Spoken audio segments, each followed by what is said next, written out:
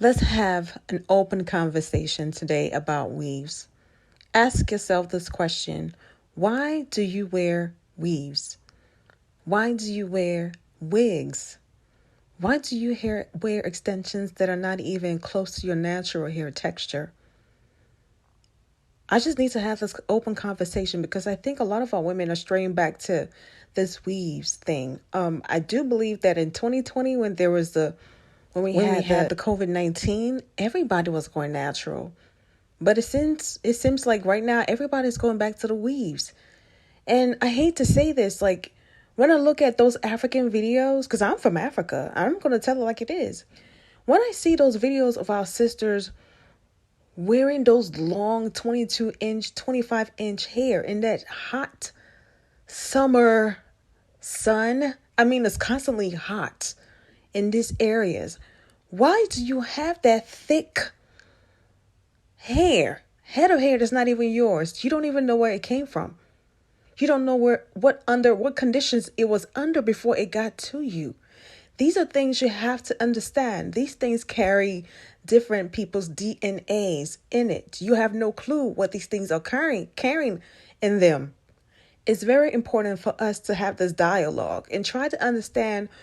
Let's try to understand, what is the fascination with other people's hair from their head to your head? Have you thought about spiritual connections to these weaves on your head? These things are a form of idolatry. And a lot of people don't want to talk about it because they're scared it might get a backlash.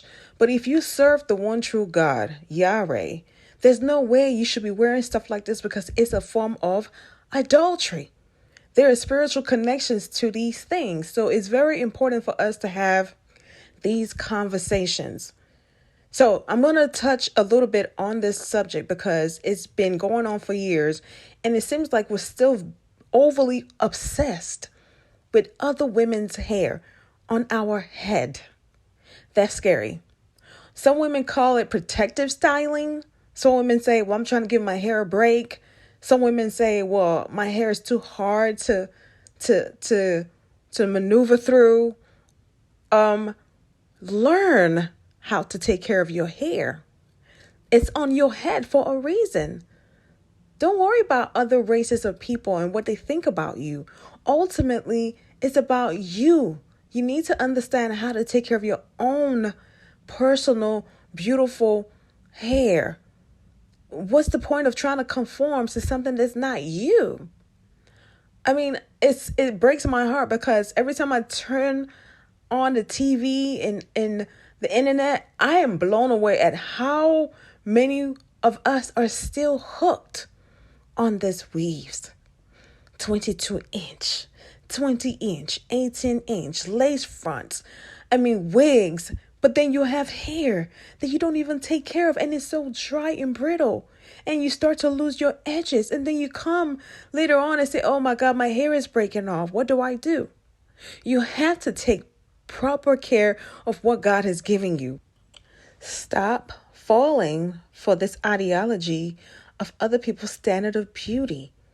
You are beautiful without all this fake hair. There are so many things attached to these things in the spiritual realm that there's so many devices that the satanic people use to get to you. And if you don't believe me, I will advise you to pray about it and ask God to show you these signs. Okay? Because Chris Rock has done a video on this, and I don't even think it's that spiritual.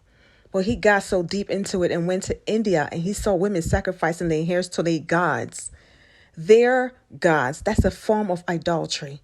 So please, you have to do a better research on how this hair is coming to you. And stop wearing these weaves. Bye.